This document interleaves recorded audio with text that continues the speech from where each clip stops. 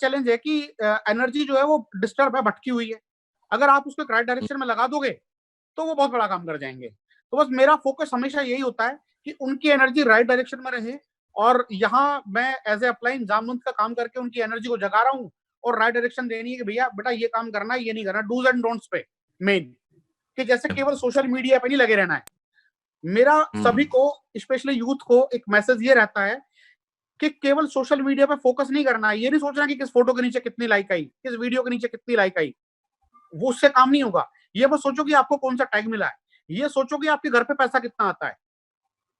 तो focus focus कर लो बिल्कुल पैसे पे। ये सोचो कि आपके नेटवर्क में कितना पैसा आ रहा है, उन चीजों पे, आपके आपके ग्रुप में कितने चेक बड़े हो रहे हैं।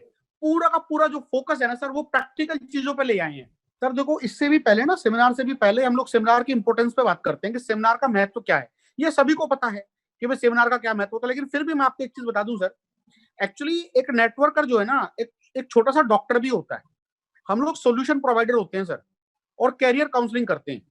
तो जब हम लोगों के साथ मिलते हैं तो हमें एक चीज समझ आनी चाहिए कि भाई सामने वाला आदमी मना क्यों कर रहा है बिजनेस करने के लिए। ये बहुत बड़ा प्रश्न है सर।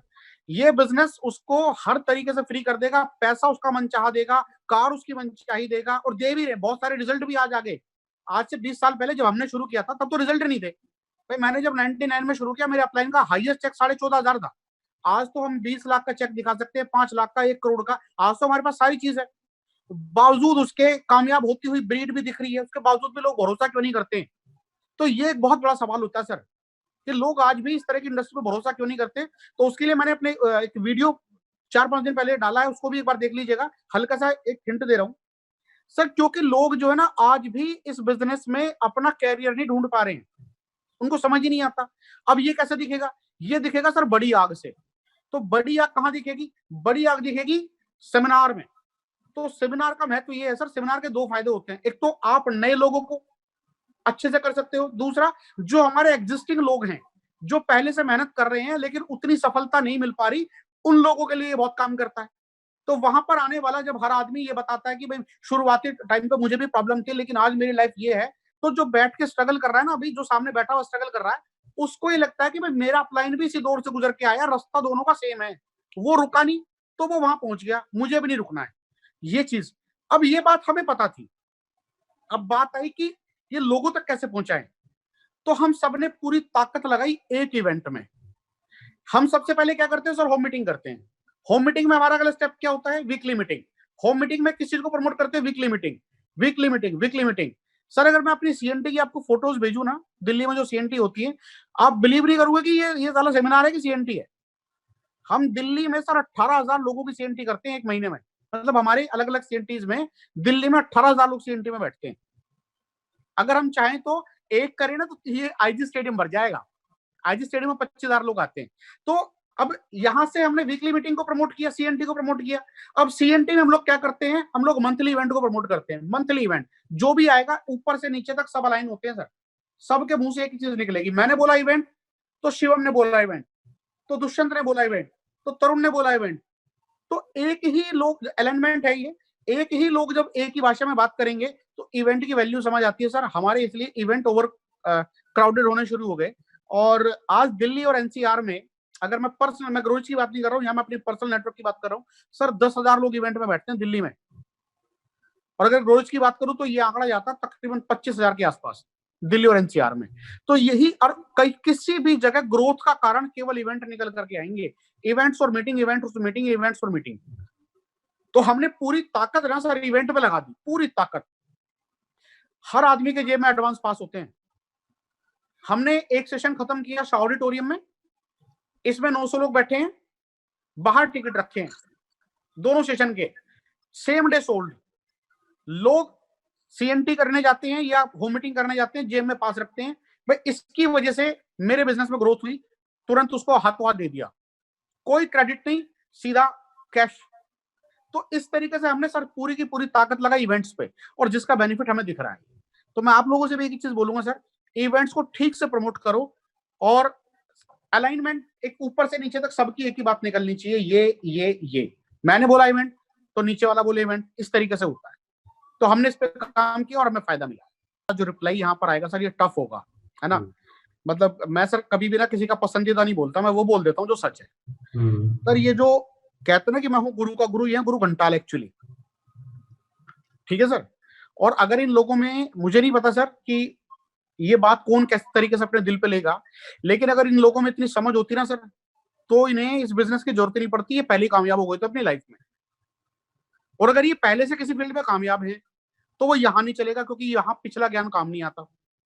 सर ये जो बिजनेस है ना, ये कलेक्टिव एफर्ट्स का बिजनेस है, ध्यान रखना। जब साइकिल का पहिया चलता है तो उसके अंदर ना बहुत सारी तिल्लियां होती हैं सर, और वो तिल्लियां एक एक अलाइनमेंट होती है बीच में ना, एक वो एक्सल होता है, मैं आज उसको ठीक से नहीं बोल पा रहा हूं, जो बीच में होता है, सारी तिल्लियां उससे अटैच होकर रिम से अटैच होती हैं। जब वो सारी की सारी एक साथ होती है, संगठित होती है, तो व्हील सीधा चलता है। लेकिन अगर एक भी तिल्ली टूट जाए तो सर उसके बाद वो लहक आ जाती है व्हील में, वो व्हील हिलने लगता है। यही होता है नेटवर्क में। आपने पुराने रथ देखे होंगे, पुराने रथों में 4-4 6-6 घोड़े चलते थे, और वो घोड़े सब एक सीध में चलते थे, सबकी ताकत एक सीध में चलती थी, तो रथ को पावर मिलती थी। लेकिन अगर एक घोड़ा बोले कि मैं इधर भागूंगा, दूसरा बोले मैं इधर भागूंगा, वो रथ कहीं नहीं जाएगा सर। इसीलिए हमेशा एक चीज का ध्यान रखना चाहिए, मैंने एक वर्ड शुरू में यूज किया था, सबमिशन, समर्पण। मेरे अपलाइन अगर मुझे बोले कि धूप में खड़ा हो जा, तेरा चेक 1 लाख रुपए बढ़ेगा, सर बिल्कुल नहीं पूछूंगा कि धूप में रहने से क्यों बढ़ेगा, धूप में खड़ा हो जाऊंगा आज भी। सर जी देखो, अपलाइन का सम्मान होता है। अगर इस समय मेरे अपलाइन की कॉल आ गई ना, बैठे बैठे नहीं सुनूंगा सर, खड़ा हो जाऊंगा अचानक, मेरा अपलाइन तो सामने नहीं है, खड़ा हो जाऊंगा। क्यों? क्योंकि दिल से समर्पण होता है। तो जब समर्पण होता है सर, तभी रिजल्ट आएंगे। ये सोल है ना हमारी, ये सोल पहचानती है सारी चीजें। ये मैं बहुत बड़ी बात बोल रहा हूं। तो जो इस तरह के लोग, अच्छा बात ये, आपने एक और शब्द बोला, टेढ़ा है पर मेरा है। बिल्कुल ठीक है, लेकिन सर मैं यहां एक चीज बोलना चाहूंगा, किसी को भी हम जबरदस्ती इस बिजनेस में कामयाब नहीं कर सकते सर।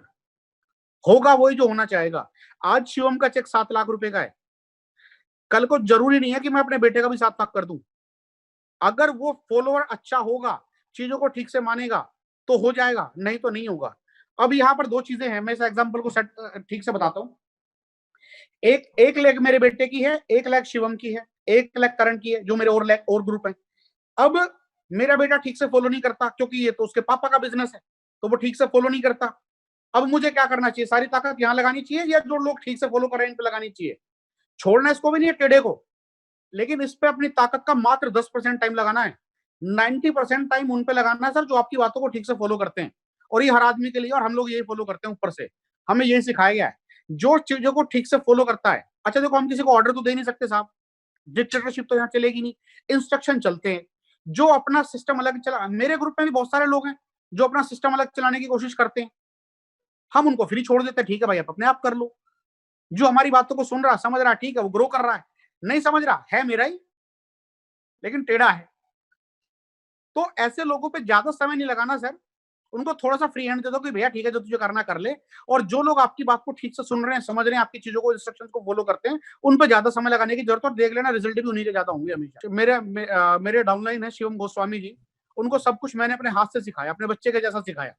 तब से सिखाया जब वो, उनका चेक 0 रुपए का था, और बच्चा बहुत सम्मान करता है, बहुत बढ़िया लड़का है, बहुत सम्मान करता है। लेकिन शिवम गोस्वामी जी की फैन फॉलोइंग मुझसे ज्यादा है, तो क्या हुआ? अच्छी तो बात है। हमें हमेशा ये समझना चाहिए कि हम लोग ना यहाँ सर इन सब चीजों में पढ़ने नहीं आए हैं। अपना मोटिव बिल्कुल क्लियर रखो। पैसा, लोग कामयाब कितने हैं आपके ग्रुप में, एजुकेशन सिस्टम अलग अलग चलाने की क्या जरूरत है? अब